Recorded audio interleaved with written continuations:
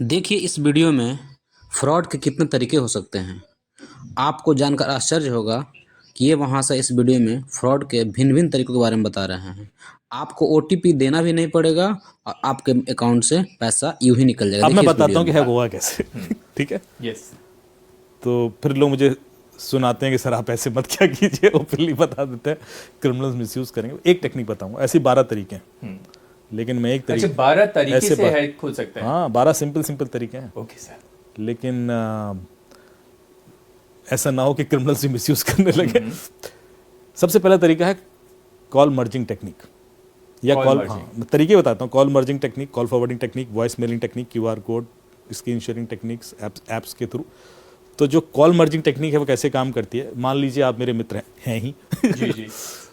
और आपको एक कॉल आता है और वो कॉलर कहता है कि ध्रुव जी, अमित जी ने आपका नंबर दिया और हम एक इवेंट कर रहे हैं दिल्ली में ताज होटल में और आपको इनवाइट करना है और we want you to host that event, या कुछ मीडिया के लोग चाहिए।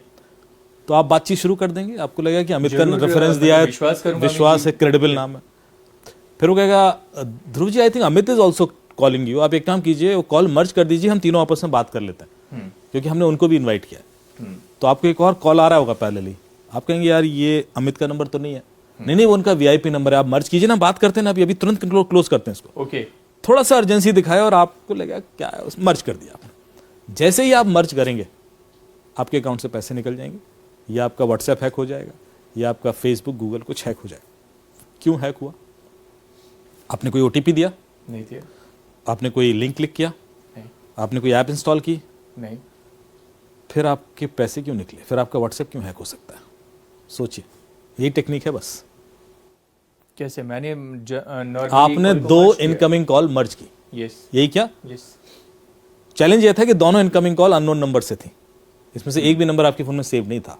बिल्कुल करेक्ट। यस। ये वाला भी अननोन था, वो भी अननोन था। यस। बस यही नहीं करना है। ये जो दूसरा कॉल आपको आया वो ओटीपी का कॉल था। आजकल सारे ओटीपी कॉल पे आते हैं। ओके। जो पहले एसएमएस पे आते थे, now you have an option to invite them on call. WhatsApp का ओटीपी कॉल पे भी मंगा सकते हो, Yes. बैंक का ओटीपी कॉल पे मंगा सकते हो, गूगल का ओटीपी कॉल पे मंगा सकते हो, फेसबुक का ओटीपी कॉल पे मंगा सकते हो। तो जब वो क्रिमिनल आपसे बात कर रहा है, जो पहला कॉल है वो तो क्रिमिनल का है, वेरी क्लियर। उसने कहा अमित जी का कॉल आ रहा है, अमित का इस कॉल से कोई लेना देना नहीं है। तो दूसरा कॉल वो बैंक का है, वो बैंक के ओटीपी का कॉल है, आपने कॉल मर्ज कर दिया। जैसे ही आप कॉल मर्ज करोगे तो क्रिमिनल को ओटीपी सुनाई दे जाएगा। By the time you realise कि यार ये अमित क्या बोल रहा है, तब तक तो वो रेडी है ना अप्लाई करने को, कोड अप्लाई करेगा और ओके। तो आपका ओटीपी ही तोड़ाना है। बिल्कुल।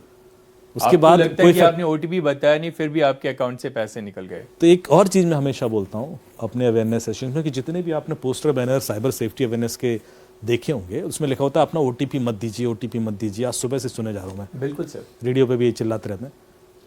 एक्चुअली कोई कभी ओटीपी देता ही नहीं है। अभी आप कितने भी केसेस देख लीजिए, कभी ऐसा हुआ कि आपसे कहा हुआ कि ध्रुव जी अपना ओटीपी बताइए, हाँ हाँ लीजिए ना, ये लिख लीजिए। अच्छा वो अपना पासवर्ड भी तो बता दीजिए, हाँ हाँ पासवर्ड भी लिख लीजिए। ऐसा होता है क्या कभी? नॉर्मली क्या अपना पासवर्ड मत दीजिए, ओटीपी कोई नहीं देता। 99.99% लोग नहीं देते, बहुत ही रेयर होगा जो शायद दे भी दे।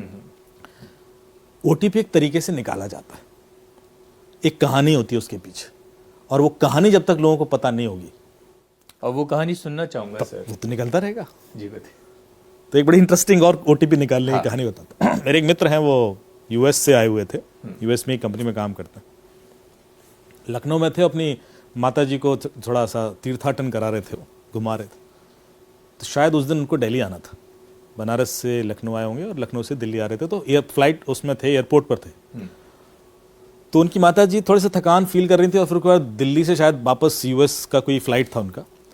तो उन्होंने सोचा कि दिल्ली जब लैंड करेंगे उसके बाद जो उनका ड्यूरेशन है अगली फ्लाइट का, वो 6-7-8 घंटे का है, तो उस दौरान एयरपोर्ट के पास कोई होटल ले लेते हैं, वहाँ रेस्ट कर लेंगे। तो वो गूगल पे उन्होंने सर्च किया दिल्ली एयरपोर्ट के आसपास कोई होटल, तो उनको एक नंबर मिल गया लेमन ट्री का। अच्छा। तो उन्होंने तुरंत कॉल लगा दिया, आप लेमन ट्री से बोल रहे हैं? हाँ जी लेमन ट्री से बोल रहे हैं। वो एक अभी मैं लैंड करने वाला हूँ 2 घंटे बाद, तो आप एक रूम बुक कर दीजिए, साहब कर देंगे। क्या चार्जेस? बताए इतने चार्जेस। बोले यार हमें तो 4 घंटे के लिए चाहिए, आप थोड़ा सा कंसेशन दे दीजिए। बोले सर वो तो अप्रूवल लेना पड़ेगा और ऐसा वैसा। Please please please. फिर थोड़ा ड्रामा किया उसने, हाँ साहब अप्रूवल ले लिया हमने, 1800 रुपये में आपको 4 घंटे के लिए दे देंगे। वेरी गुड यार, मतलब हाँ, मतलब एक अच्छा होटल बिल्कुल। आपको 4 घंटे की थोड़ा डिस्काउंट दे दिया उसने। तो बोला ठीक है सर आप कर दीजिए बुक। तो बोले आप पेमेंट कर दीजिए। तो बोले आप अपना कार्ड डिटेल दीजिए। बोले कार्ड डिटेल में कैसे दे दूँ? बोले अरे मैं आपसे OTP थोड़ी ना मांग रहा हूँ, मैं आपसे कार्ड डिटेल मांग रहा हूँ, OTP मत बताना। हाँ पॉइंट उसने कार्ड डिटेल दे दिए। उसने कार्ड डिटेल भरे। उसने कहा सर वो 1600 रुपये का मैंने OTP भेजा है, आप देख लीजिए OTP आया होगा। तो उन्होंने देखा 1600 रुपये का OTP आया था। उन्होंने कहा ये लीजिए। उसने OTP डाला, 1600 रुपये चले गए। अब वो बंदा बोला ठीक है मुझे बुकिंग नंबर दे दीजिए। बोले सर वो पेमेंट रिफ्लेक्ट नहीं कर रहा है आप। ओके, कह रहा ऐसे कैसे हो सकता है, और इधर 1600 रुपए कट और लिए। हमारे अकाउंट से निकल गया, SMS आ गया। बोले पता नहीं सर यहाँ रिफ्लेक्ट नहीं कर रहा है, हमारे अकाउंट में आया नहीं अभी तक। तो थोड़ा बहस होने लगी, यार मैं तो निकल गया और मैं तो ऐसा है, इतने में वो बोर्डिंग अनाउंस हो रही है कि फ्लाइट का, क्योंकि वो टाइमिंग ऐसा है। तो उनको लग रहा है यार क्लोज हो जाए मैटर तो पहुंचूँ वहाँ पे तो क्लियरिटी हो जाए, वरना फिर वही ड्रामा।